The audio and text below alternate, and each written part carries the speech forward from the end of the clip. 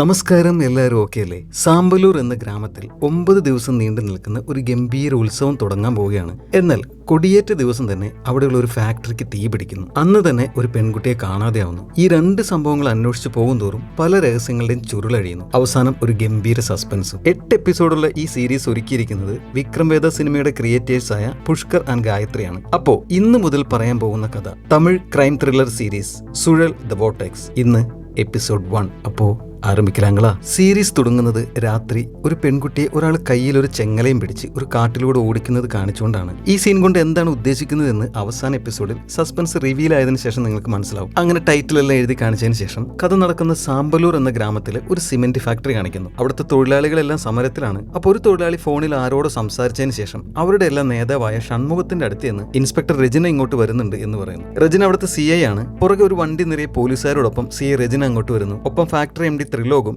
Accountant വടിവേലും ഉണ്ട്. അപ്പൊ ത്രിലോക് എല്ലാ തൊഴിലാളികളോടുമായി ഞങ്ങൾ പറഞ്ഞ ഓഫർ അനുസരിച്ച് ജോലി ചെയ്യേണ്ടവർക്ക് ചെയ്യാം, ഇല്ലെങ്കിൽ വേറെ ആളുകളെ വെച്ച് ജോലി ചെയ്യിപ്പിക്കും എന്ന് പറയുന്നു. അപ്പൊ ഷൺമുഖം ഒന്ന് പോയടെ വെച്ചേർക്ക, വേറെ ആളുകളെ വെച്ച് പണിയെടുപ്പിക്കാൻ നോക്കിയാൽ ഫാക്ടറി നിന്ന് കത്തും എന്ന് വെല്ലുവിളിക്കുന്നു. പിന്നല്ല, ട്രേഡ് യൂണിയൻ നേതാവിനോടാ കൊച്ചു മലയാളിയുടെ കളി. അപ്പൊ അത് കേട്ടതും തൊഴിലാളികൾ ആവേശത്തോടെ വീണ്ടും സിന്ദാബാദ് വിളിക്കുന്നു. ഇനി സംസാരിച്ചിട്ട് കാര്യമില്ല എന്ന് മനസ്സിലാക്കി ത്രിലോക് രജനയോടൊപ്പം പുറത്തേക്ക് നടക്കുകയാണ്. പെട്ടെന്ന് ആരോ ഒരു കല്ല് വലിച്ചെറിയുന്നു. അതുകൊണ്ട് രജനയുടെ തലയ്ക്കായിരുന്നു. ഏറുകൊണ്ട് തൊപ്പി തെറിച്ചു പോകുന്നു. അത് കണ്ടതും നമ്മുടെ കഥയിലെ നായകനും SI-യുമായ സക്കര എന്ന് വിളിക്കുന്ന ചക്രവർത്തി പോലീസുകാർക്ക് ലാത്തി ചാർജ് ചെയ്യാൻ ഓർഡർ കൊടുത്ത് അലറുന്നു. പിന്നെ അവിടെ പൊരിഞ്ഞ ലാത്തി ചാർജ്. അതിനിടയിൽ രജന സക്കരയോട് ഷൺമുഖത്തിനിട്ട് 2 പൊട്ടിക്കാൻ പറയുന്നുണ്ട്. സക്കര ചെന്ന് ഷൺമുഖത്തിനെ അടിക്കുന്നു. പിന്നെ സക്കര ആ നാട്ടുകാരൻ തന്നെയാണ്. അവന്റെ മാമൻ പാർട്ടിയിലുള്ള ഹോൾഡ് വെച്ച് അവന് നാട്ടിലുള്ള സ്റ്റേഷനിൽ പോസ്റ്റ് വാങ്ങി കൊടുത്താണ്. മാമനും ആ ഫാക്ടറിയിലാണ് ജോലി ചെയ്യുന്നത്.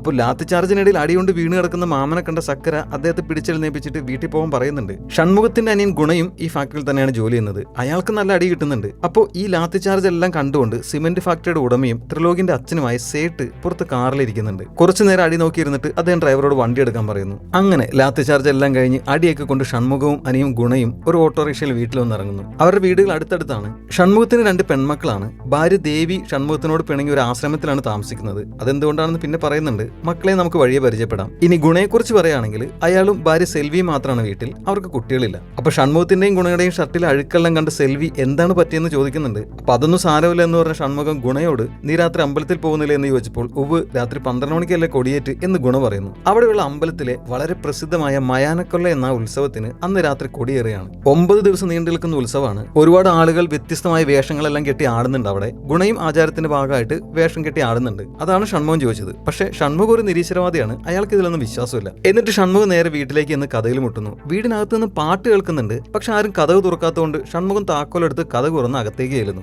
അപ്പൊ അകത്ത് ഷൺമുഖത്തിന്റെ ഇളയ മകൾ നിള സ്പീക്കറിൽ പാട്ട് വെച്ചിട്ട് കണ്ണാടിയിൽ മുമ്പിൽ നിന്ന് ഡാൻസ് കളിക്കായിരുന്നു. അവളുടെ മോഡൽ എക്സാമിന്റെ പ്രോഗ്രസ് കാർഡ് മേശപ്പുറത്തിരിക്കുന്നുണ്ടായിരുന്നു. ഷൺമുഖം അതെടുത്ത് നോക്കിയപ്പോൾ നിള 2 വിഷയത്തിന് തോറ്റിട്ടുണ്ട്. ഷൺമുഖം ദേഷ്യത്തിൽ നിളയുടെ മുറിയിലേക്ക് എന്നിട്ട് സ്പീക്കർ ഓഫ് ചെയ്തിട്ട് 2 വിഷയത്തിന് തോറ്റിട്ട് വന്നിട്ട് നിന്ന് ഡാൻസ് കളിക്കുകയാണ് എന്ന് ചോദിച്ച് ആ പ്രോഗ്രസ് കാർഡ് വെച്ച് അവളുടെ തലക്കിട്ടൊന്ന് കൊടുക്കുന്നു. അച്ഛൻ ദേഷ്യപ്പെടുന്ന കണ്ട നിള കരഞ്ഞുകൊണ്ട് സോറി പറയുന്നുണ്ട്. പക്ഷെ ഷൺമുഖം ദേഷ്യത്തിൽ തന്നെയാണ്. നീ ഇത്രയും നാൾ മര്യാദയ്ക്കാണല്ലോ പഠിച്ചുകൊണ്ടിരുന്നത്, ഇപ്പൊ എന്ത് പറ്റി? പബ്ലിക് എക്സാം മര്യാദയ്ക്ക് പഠിച്ചെഴുതുന്നവരെ ഒരു ആട്ടവും പാട്ടും ഒന്നും വേണ്ട എന്ന് പറഞ്ഞ് ആ സ്പീക്കർ എടുത്തുകൊണ്ട് ഷൺമുഖം അയാളുടെ മുറിയിൽ കയറി കഥ കടക്കുന്നു. നിള പുറകെ നിന്ന് കരഞ്ഞുകൊണ്ട് അച്ഛനോട് വീണ്ടും സോറി പറയുന്നുണ്ട്. അടുത്ത സീനിൽ ഉത്സവത്തിന് പങ്കെടുക്കാൻ ഒരുപാട് ആളുകൾ ആ ഗ്രാമത്തിലേക്ക് വന്നിരുന്നത് കാണിക്കുന്നുണ്ട്. ഇത് ഈശ്വരൻ. എല്ലാ കൊല്ലവും അയാൾ ഉത്സവത്തിന് വരാറുണ്ട്. ഒപ്പം ഉള്ളത് ഒരു ട്രാൻസ്ജെൻഡർ ആണ്. അപ്പൊ അതുവഴി പോലീസ് ജീപ്പിൽ പോയി രജന അവരെയൊക്കെ കണ്ട് വണ്ടിയിലുണ്ടായിരുന്ന 2 പോലീസുകാരോട് ഉത്സവം കഴിയും വരെയുള്ള 9 ദിവസം അവിടെയൊക്കെ പ്രത്യേക ശ്രദ്ധ വേണം. ഇവിടേക്കുള്ള എല്ലാ ക്രിമിനൽസും ഉത്സവത്തിന് പഴയ കണക്കൊക്കെ തീർക്കാൻ തലവെക്കും എന്ന് പറയുന്നു. രജന സാരി എടുത്ത് മഫ്തിയിലാണിപ്പോ. വണ്ടിയിൽ മകൻ അതിശയമുണ്ട്. അവരെങ്ങോട്ടാണ് പോകുന്നതെന്ന് വെച്ചാൽ വൈകിട്ട് 5:30 നമ്മുടെ നായകൻ സക്കരയുടെ കല്യാണ നിശ്ചയമാണ്. അതിനായി അവന്റെ വീട്ടിലേക്കാണ്. അപ്പൊ പൂവും പഴമൊക്കെ വാങ്ങിയിട്ട് പോക എന്ന് പറഞ്ഞ് അവർ ജീപ്പ് നിർത്തി ഇറങ്ങുന്നു. അപ്പൊ ഒരു പൂക്കാരൻ പൂവിന്റെ വില കൂട്ടി പറഞ്ഞപ്പോൾ അതിശയം അവനോട് ദേഷ്യപ്പെടുന്നുണ്ട്. അമ്മയുടെ അതേ ദേഷ്യം തന്നെയാണ് അതിശയത്തിനും. രജന അവനെ സമാധാനിപ്പിച്ച് വിളിച്ചുകൊണ്ട് പോകുന്നു. എന്നിട്ട് അവൻ സക്കരയുടെ വീട്ടിൽ വെച്ച് കാണാൻ അമ്മയോട് പറഞ്ഞ് അവന്റെ കൂട്ടുകാരുടെ ഒപ്പം ഒരു ബൈക്കിൽ കയറി പോകുന്നു. രജന വീണ്ടും ജീപ്പിൽ കയറി പോകുന്നു. പോകുന്ന വഴിക്ക് ത്രിലോകിന്റെ സ്റ്റാഫില്ലേ അക്കൗണ്ടന്റ് വടിവേലു, അവനും ജീപ്പിൽ കയറുന്നു. കാരണം വടിവേലു രജനയുടെ ഭർത്താവാണ്. അവരുടെ മകനാണ് അതിശയം. അവർ ഇപ്പൊ പോകുന്നത് അതിശയത്തിന്റെ ബർത്ത്ഡേ വരാൻ പോവാണ്. അപ്പോൾ അവന് ഇഷ്ടമുള്ള ഡ്യൂക്ക് ബൈക്ക് സർപ്രൈസായി സമ്മാനമായിട്ട് കൊടുക്കാൻ ബുക്ക് ചെയ്യാൻ പോവാണ് അവർ. അപ്പൊ അതിനുള്ള പൈസ രജനയ്ക്ക് ത്രിലോക് കൈക്കൂലിയായിട്ട് കൊടുത്തിട്ടുണ്ട്. അത് വടിവേലുവിന് അറിയാം. അവനാണ് ഫിനാൻസ് കൈകാര്യം ചെയ്യുന്നത്. അപ്പോൾ വടിവേലു കൈക്കൂലി വാങ്ങുന്നത് പിന്നെയും കുഴപ്പമില്ല, പക്ഷേ ഫാക്ടറി തൊഴിലാളികൾക്കെതിരെ പ്രവർത്തിക്കുന്നത് തെറ്റല്ലേ എന്ന് സംശയം ചോദിക്കുന്നുണ്ട്. വടിവേലു ഒരു നല്ല മനുഷ്യനാണ്. അടുത്ത സീനിൽ നീള ഉത്സവപ്പറമ്പിലെത്തി ഒരു തുണിക്കടയിൽ നിന്ന് ചുരിദാർ വാങ്ങുന്നത് കാണിക്കുന്നുണ്ട്. പിന്നീട് സക്കരയുടെ വീടാണ് കാണിക്കുന്നത്. അവിടെ കല്യാണ നിശ്ചയം നടക്കാൻ പോവുകയാണ്. അപ്പോൾ ചെറുക്കന്റെ വീട്ടിൽ നിശ്ചയം വെച്ചിരിക്കുന്നത് എന്തിനാണെന്ന് വെച്ചാൽ സക്കരയുടെ അമ്മ തളർന്നു കിടക്കുകയാണ്. അപ്പൊ അമ്മയില്ലാതെ നിശ്ചയം നടത്താൻ തയ്യാറല്ല. അതുകൊണ്ടാണ് അവന്റെ വീട്ടിൽ വെച്ച് നടത്തുന്നത്. ഇതാണ് അവന്റെ പെണ്ണ് ലക്ഷ്മി. നേഴ്സാണ്. ശേഷമാണ് സക്കര ജോലിക്ക് പോകുമ്പോൾ അമ്മയെ നോക്കാൻ ഒരു അക്കയെ ഏൽപ്പിച്ചിട്ടുണ്ട്. അങ്ങനെ സക്കരയുടെയും ലക്ഷ്മിയുടെയും വിവാഹ നിശ്ചയം കഴിയുന്നു. പിന്നീട് രാത്രിയായി. രജന കള്ളൊടിച്ച് പൂസായി പോകുന്നുണ്ട്. അതുകൊണ്ട് സക്കര ജീപ്പിൽ അവളെ വീട്ടിൽ കൊണ്ടുവന്നാക്കുന്നു. അപ്പൊ അതിശയം അവിടെ പുറത്തിരിക്കുന്നുണ്ട്. അവൻ അമ്മയെ അകത്തേക്ക് കൂട്ടിക്കൊണ്ടു പോകുന്നു. അപ്പൊ അവൻ ടൂർ പോകുന്ന കാര്യം സക്കര ചോദിക്കുന്നുണ്ട്. അതിശയം കൂട്ടുകാർക്ക് ബർത്ത്ഡേ ട്രീറ്റ് കൊടുക്കാൻ മൂന്നാർ ടൂർ പോകാൻ പോവുകയാണ്. അരമണിക്കൂറിൽ ഇറങ്ങുമെന്നും സക്കരോട് പറഞ്ഞപ്പോൾ അലമ്പൊന്നും ഉണ്ടാക്കാതെ മര്യാദയ്ക്ക് പോയിട്ട് തിരിച്ചു വന്നോളാം എന്ന് സക്കര പറയുന്നു. സക്കര അതിശയത്തിന് സ്വന്തം അനിയനെ പോലെയാണ് കാണുന്നത്. അതിശയം അമ്മയും കൊണ്ട് വീടിനകത്തേട്ട് പോകുന്നു. സക്കര ജീപ്പെടുത്ത് തിരിച്ചു പോകുന്നു. പോകുന്ന വഴിക്ക് അവൻ ലക്ഷ്മിയെ വിളിച്ച് സൊല്ലുന്നുണ്ട്. അപ്പൊ ഉത്സവത്തിന്റെ കൊടിയേറ്റത്തിനുള്ള സമയമായിരുന്നു. ഈശ്വരനും പൂജാരിയും എല്ലാം വരുന്നത് അവൻ കാണുന്നു. അപ്പൊ പൂജാരിയുടെ കയ്യിൽ തലയോട്ടിയുള്ള ഒരു തട്ടം കണ്ട അവൻ സംശയത്തിൽ പൂജാരി എന്താണ് ആ തട്ടം പിടിച്ചിരിക്കുന്നതെന്ന് ലക്ഷ്മിയോട് സംശയം പറയുന്നുണ്ട്. കാരണം സാധാരണ പൂജാരി അല്ല തലയോട്ടി തട്ടം പിടിക്കുന്നത്. അതാണ് അവൻ സംശയം വന്നത്. എന്തായാലും അവൻ അത് വിട് എന്ന് പറഞ്ഞ് ലക്ഷ്മിയോട് വീണ്ടും സൊല്ലുന്നു. പക്ഷെ ചെണ്ടമേളത്തിന്റെ ഒക്കെ ശബ്ദം കൂടുതലായതുകൊണ്ട് ഒന്നും കേൾക്കാൻ പറ്റാതെ അവൻ വീട്ടിൽ ചെന്നിട്ട് വിളിക്കുക എന്ന് ലക്ഷ്മിയോട് പറഞ്ഞ് ഫോൺ വെക്കുന്നു. അടുത്ത സീനിൽ പോലീസ് സ്റ്റേഷൻ കാണിക്കുന്നു. പെട്ടെന്ന് അവിടെയുള്ള എല്ലാ ഫോണും അടിക്കാൻ തുടങ്ങുന്നു. ഒപ്പം വയർലെസ്സുകളും. സീരിയസ് ആയിട്ടുള്ള എന്തോ ഇവിടെ സംഭവിച്ചിട്ടുണ്ട്. അടുത്ത സീനിൽ സക്കരയെ കാണിക്കുമ്പോൾ അവന് സ്റ്റേഷനിൽ നിന്ന് ഫോൺ വന്നിരിക്കുകയാണ്. പറഞ്ഞ കാര്യം കേട്ട് അവൻ ഞെട്ടുന്നു. ഇതേ സമയം സേട്ടിന്റെ വീട് കാണിച്ചപ്പോൾ അദ്ദേഹം ടെൻഷനായി മകൻ ത്രിലോകിന്റെ മുറിയിൽ ചെന്ന് അവനെ വിളിക്കുന്നു. കഥക് തുറന്നു നോക്കിയപ്പോൾ ത്രിലോക് മുറിയിലില്ല. സേട്ട് ശരിക്കും ടെൻഷൻ ആവുന്നുണ്ട്. എന്താണ് സംഭവം എന്ന് വെച്ചാൽ സേട്ടിന്റെ സിമന്റ് ഫാക്ടറിക്ക് തീ പിടിച്ചു. സക്കര ബൈക്കിൽ അങ്ങോട്ട് എത്തുന്നു. അവിടെ ഷൺമുഖത്തിന്റെ സ്കൂട്ടർ ഇരിക്കുന്ന അവൻ കാണുന്നുണ്ട്. ഷൺമുഖം സക്കര എത്തുന്നതിന് മുമ്പ് അങ്ങോട്ട് എത്തിയിരുന്നു. പിന്നീട് ഫയർഫോഴ്സും പോലീസുകാരും ഒരുപാട് ആളുകൾ അങ്ങോട്ട് എത്തുന്നു. ഫയർഫോഴ്സ് തീയണയ്ക്കാനുള്ള തീവ്ര ശ്രമത്തിലാണ്. കുറച്ച് കഴിഞ്ഞ് രജനി അങ്ങോട്ട് എത്തുന്നു. അവൾക്ക് പൂസായി ബോധം വീണമെന്ന് തോന്നുന്നു. പുറകെ സേട്ടും അങ്ങോട്ട് എത്തുന്നു. എല്ലാവരും ടെൻഷനിലാണ്. കുറച്ച് കഴിഞ്ഞ് തീ പിടിച്ച് ഫാക്ടറിയിൽ ഉണ്ടായിരുന്ന ഒരു ടാങ്ക് പൊട്ടിത്തെറിക്കുന്നു. അതിന്റെ ശക്തിയിൽ എല്ലാവരും തെറിച്ചു വീഴുന്നുണ്ട്. പിന്നീട് തീയെല്ലാം അണയ്ക്കുന്നു. അപ്പോൾ ത്രിലോക് കാറിൽ അങ്ങോട്ട് വന്ന് ഇറങ്ങുന്നു. അവൻ അടിച്ച് പൂസാണ്. ത്രിലോക് സേട്ടിന്റെ അടുത്തേക്ക് ചെന്നപ്പോൾ മദ്യത്തിന്റെ മണം അടിച്ച സേട്ട് അവനെ ദേഷ്യത്തിൽ തള്ളി മാറ്റുന്നു. അപ്പൊ ത്രിലോക് ഷൺമുഖത്തിന് തലയിൽ കയറ്റി വെച്ചതല്ലേ, ഇപ്പൊ കണ്ടോ അവൻ പറഞ്ഞ പോലെ തന്നെ ഫാക്ടറി കത്തിച്ചത് എന്ന് പറയുന്നു. പക്ഷെ സേട്ട് മറുപടി ഒന്നും പറയുന്നില്ല. പിന്നീട് അദ്ദേഹം ഫാക്ടറിയുടെ അകത്തേക്ക് എന്ന് ഓഫീസ് മുറിയുടെ ഭിത്തിയിൽ നിന്നും പഴയ ഒരു ഫോട്ടോ എടുക്കുന്നുണ്ട്. സേട്ട് ഷൺമുഖത്തിന് എന്തോ സർട്ടിഫിക്കറ്റ് കൊടുക്കുന്ന ഒരു ഫോട്ടോ ആയിരുന്നു അത്. അപ്പോൾ ഷൺമുഖം അങ്ങോട്ട് വന്ന് ആ ഫോട്ടോയിലേക്ക് നോക്കുന്നുണ്ട്. സേട്ടിന് ഷൺമുഖത്തിന് വളരെ വർഷങ്ങളായിട്ട് അറിയാം. അയാളുടെ വളരെ നല്ലൊരു സ്റ്റാഫാണ് ഷൺമുഖം. അതാണ് ത്രിലോക് ആദ്യം ഷൺമുഖത്തെ കുറിച്ച് അങ്ങനെയൊക്കെ പറഞ്ഞിട്ടും സേട്ട് മൈൻഡ് ചെയ്തിരുന്നത്. അപ്പോൾ പുറത്ത് രജനിയും സക്കരയും ഫയർഫോഴ്സ് ഉദ്യോഗസ്ഥനോട് സംസാരിച്ചുകൊണ്ട് നിൽക്കുകയാണ്. അയാൾ പറയുന്നത് ഇത് ഇലക്ട്രിക് ഷോർട്ട് സർക്യൂട്ട് കൊണ്ടുണ്ടായ തീപിടുത്തമല്ല,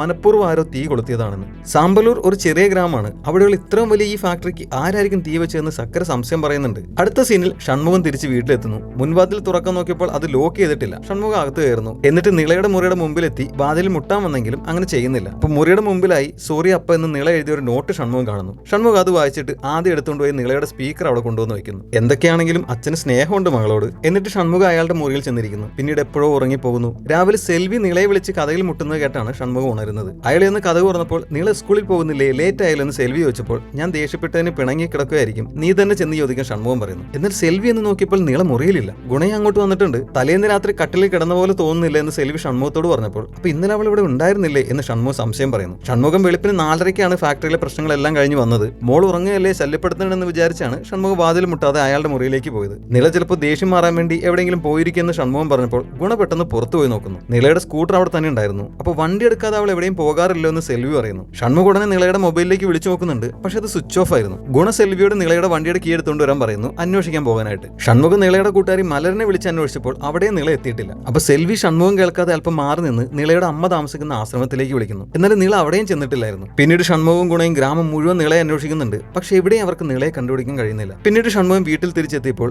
നിള മൂത്ത മകൾ നന്ദിനിയുടെ അടുത്ത് ചെന്നിട്ടുണ്ടാവും എന്ന് സെൽവി ചോദിച്ചപ്പോൾ ഷൺമുഖം നന്ദിനിയെ വിളിക്കുന്നു. നന്ദിനി കോയമ്പത്തൂരിൽ ജോലി ചെയ്യുകയാണ്. എന്നാൽ നിള നന്ദിനിയുടെ അടുത്ത് ചെന്നിട്ടുണ്ടായിരുന്നില്ല. അപ്പൊ അങ്ങോട്ടേക്ക് ഒരു ഓട്ടോയിൽ ഷൺമുഖത്തിന്റെ ഭാര്യ ദേവി വന്നിറങ്ങുന്നു. സെൽവി ആദ്യം അവരെ നിളയുടെ കാര്യം ചോദിച്ച് ഫോൺ വിളിച്ചിരുന്നല്ലോ. ഷൺമുഖം ദേവിയെ കണ്ട് അസ്വസ്ഥനായി നീ ഇപ്പൊ എന്തിനാ ഇങ്ങോട്ട് വന്നതെന്ന് ചോദിച്ചപ്പോൾ ഞാൻ അവളുടെ അമ്മയാണ്, അതുകൊണ്ടാണെന്ന് പറയുന്നു. എന്നിട്ട് ഇന്നലെ എന്താണ് സംഭവിച്ചത്, അവളോട് ദേഷ്യപ്പെട്ടിരുന്നു എന്ന് ദേവി ചോദിച്ചപ്പോൾ പ്രോഗ്രസ് കാർഡ് കണ്ട് ദേഷ്യപ്പെട്ട കാര്യം ഷൺമുഖം പറയുന്നു. അടുത്ത സീനിൽ ആശുപത്രി കാണിക്കുന്നു. രജന അവിടെയുണ്ട്. ത്രിലോക് അവളോട് ഷൺമുഖത്തിന് എന്താണ് അറസ്റ്റ് ചെയ്യാത്തത്, അവനാണ് ഇത് ചെയ്തത്, ഇന്നലെ അവൻ എന്നെ ഭീഷണിപ്പെടുത്തിയിരുന്നു എന്ന് പറഞ്ഞപ്പോൾ തെളിവില്ലാതെ ഒരാൾ അങ്ങനെയൊന്നും അറസ്റ്റ് ചെയ്യാൻ പറ്റില്ല എന്ന് രജന പറയുന്നു. അപ്പൊ അങ്ങോട്ട് സേട്ട് വരുന്നു. എന്നിട്ട് അവരുടെ ഒരു ജോലിക്കാരൻ പരിക്കുപറ്റി അവിടെ അഡ്മിറ്റ് ആയിട്ടുണ്ട്. അയാളുടെ അടുത്ത് പോകാതെ നീ പോലീസുകാരോട് എന്ത് പറഞ്ഞുകൊണ്ട് നിൽക്കുകയാണ് എന്ന് പറഞ്ഞ് ത്രിലോകിനോട് ദേഷ്യപ്പെടുന്നു. എന്നിട്ട് അദ്ദേഹം ചെന്ന് ആ ജോലിക്കാരനെ കണ്ട് അയാളുടെ ഭാര്യയുടെ കയ്യിൽ കുറച്ച് പൈസ ഏൽപ്പിച്ചിട്ട് പോകുന്നു. ഇതേ സമയം ആശുപത്രിക്ക് പുറത്ത് സക്കര രജനയോട് ഫാക്ടറിയിൽ ഉണ്ടായിരുന്ന CCTV ക്യാമറകളും റെക്കോർഡിങ്ങുകളും എല്ലാം നശിച്ചുപോയി, അതുകൊണ്ട് ഞാൻ അടുത്തുള്ള CCTV ഫുട്ടേജ് എല്ലാം കളക്ട് ചെയ്യാൻ പറഞ്ഞിട്ടുണ്ട്. പിന്നെ ഇന്നലെ രാത്രി ഒരു 12 മണിയായപ്പോൾ ഞാൻ അതുവഴി പോയപ്പോൾ ഷൺമുഖത്തിന്റെ വണ്ടി ഫ്രണ്ട് ഗേറ്റിനടുത്ത് ഇരിക്കുന്നത് കണ്ടു എന്ന് പറഞ്ഞപ്പോൾ അടുത്ത് നിന്ന് കോൺസ്റ്റബിൾ പെട്ടെന്ന് സർ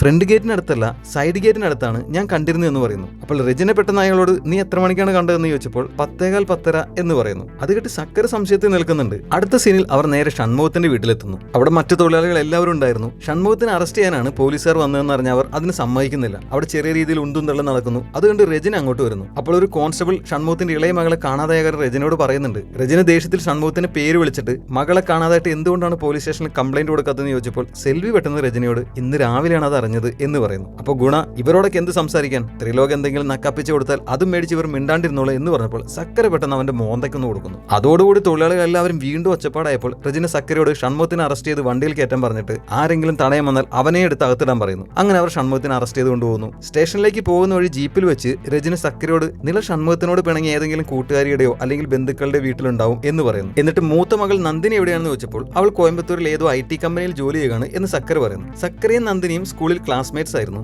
അങ്ങനെ അവർ സ്റ്റേഷനിൽ എത്തുന്നു. അപ്പോൾ ഷൺമുഖം എന്നെ പുറത്ത് വിട്, എനിക്ക് എന്റെ മകളെ അന്വേഷിക്കണം എന്ന് പറയുന്നുണ്ട്. സ്റ്റേഷന് പുറത്താണെങ്കിൽ തൊഴിലാളികൾ ഷൺമുഖത്തിന് വിട്ടുകിട്ടാൻ വേണ്ടി സമരം ചെയ്യുന്നുണ്ട്. രജനി സക്കരയോട് ഷൺമുഖം യൂണിയൻ ലീഡർ ആയതുകൊണ്ട് തെളിവില്ലാതെ അതേസമയം അയാളെ കസ്റ്റഡിയിൽ വെക്കാൻ പറ്റില്ല, അതുകൊണ്ട് ഫാക്ടറിയുടെ പുറത്തു നിന്നുള്ള CCTV വിഷ്വൽസ് പെട്ടെന്ന് എത്തിച്ച് അത് ചെക്ക് ചെയ്ത് എന്തെങ്കിലും തെളിവ് കണ്ടുപിടിക്കുക, ഇന്ന് ഉത്സവത്തിന്റെ ഡ്യൂട്ടി ഞാൻ നോക്കാം എന്ന് പറയുന്നു. ഇതേസമയം ഷൺമുഖത്തിന്റെ വീട് കാണിക്കുമ്പോൾ അവിടെ എല്ലാവരും ടെൻഷനിലാണ്. ഷൺമുഖത്തിനെ എങ്ങനെ പുറത്തിറക്കണമെന്ന് അറിയില്ല എന്ന് അനിയൻ ഗുണ ടെൻഷനിൽ പറയുന്നുണ്ട്. അങ്ങനെ രാത്രിയായി. ഉത്സവത്തിന്റെ 1ാം ദിവസമാണ്. ഒരുപാട് ആളുകൾ പല പല വേഷങ്ങൾ കെട്ടി ആടുന്നുണ്ട്. രജനിയും പോലീസുകാരും അവിടെ ഡ്യൂട്ടിക്കുണ്ട്. അപ്പോ ഒരു പെൺകുട്ടി ഉത്സവത്തിനിടയിൽ കൂടി നടന്നു പോകുന്നത് കാണിക്കുന്നു. അവിടെ നിന്നും അവൾ നേരെ പോകുന്നത് പോലീസ് സ്റ്റേഷനിലേക്കാണ്. അത് നിളയുടെ ചേച്ചിയും ഷൺമുഖത്തിന്റെ മൂത്ത മകളുമായ നന്ദിനിയാണ്. അവൾ സ്റ്റേഷനകത്ത് എത്തിയപ്പോൾ ചക്കരയും മറ്റു പോലീസുകാരും TV കണ്ടുകൊണ്ടിരിക്കുകയാണ്. അത് കണ്ട് ദേഷ്യത്തിലായി അവൾ TV ഓഫ് ചെയ്തിട്ട് ഒരു പെൺകുട്ടിയെ കാണാനില്ല, എന്നിട്ട് നിങ്ങൾ എല്ലാവരും TV കണ്ട് രസിച്ചിരിക്കുകയാണോ എന്ന് ചോദിക്കുന്നു. അപ്പൊ അവളോട് ദേഷ്യപ്പെട്ട ഒരു കോൺസ്റ്റബിളിനെ സക്കര തടയുന്നു. കാരണം അവന് നന്ദിനിയെ അറിയാമല്ലോ. പക്ഷേ അവൾക്ക് അവനെ മനസ്സിലായിട്ടില്ല. അപ്പൊ സക്കര ഞാൻ നിന്റെ ക്ലാസ്മേറ്റ് ആണ്, മറന്നുപോയി എന്ന് ചോദിച്ചപ്പോൾ ഒരു നിമിഷം നന്ദിനി സൈലന്റ് ആയിട്ട് ക്ലാസ്മേറ്റ് ആണെങ്കിൽ നിനക്ക് എന്നെ കുറിച്ച് എല്ലാം അറിയാമോ എന്ന് ചോദിക്കുന്നു. അത് കേട്ട് സക്കര വല്ലാതാവുന്നുണ്ട്. അപ്പോൾ നന്ദിനി എന്റെ അനിയത്തിയുടെ മിസ്സിംഗ് കേസ് എന്താണ് നിങ്ങൾ അന്വേഷിക്കാത്തത് എന്ന് ചോദിച്ചപ്പോൾ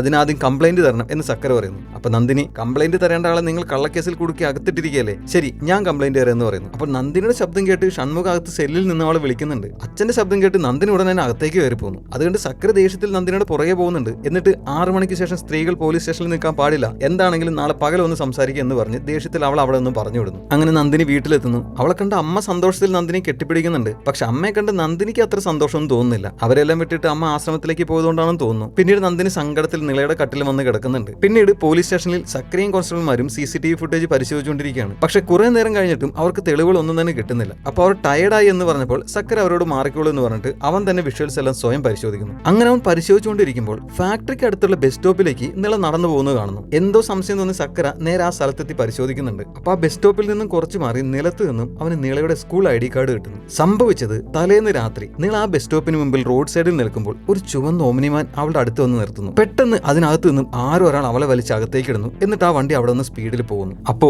നിള അച്ഛനോട് പിണങ്ങി എവിടെയും പോയതല്ല, അവളെ ആരോ തട്ടിക്കൊണ്ടുപോയതാണ് എന്ന് സക്കരയ്ക്ക് മനസ്സിലാകുന്നു. അങ്ങനെ ആ സത്യം മനസ്സിലാക്കി നടുറോട്ടിൽ നിൽക്കുന്ന സക്കരയെ കാണിച്ചുകൊണ്ട് ഈ എപ്പിസോഡ് അവസാനിക്കുന്നു. The end. അപ്പൊ ഫാക്ടറിക്ക് തീ പിടിച്ചത് അപകടമാണോ അതോ മനഃപൂർവ്വം ആരെങ്കിലും തീയിട്ടതാണോ എന്നും നിളയ്ക്ക് എന്താണ് സംഭവിച്ചതെന്നും ഒപ്പം വേറെയും ഒരുപാട് രഹസ്യങ്ങളും ത്രില്ലിംഗ് ആയി ഈ സീസണിൽ ചുരുളഴിയുന്നുണ്ട്. അതിനായി കാത്തിരിക്കുക.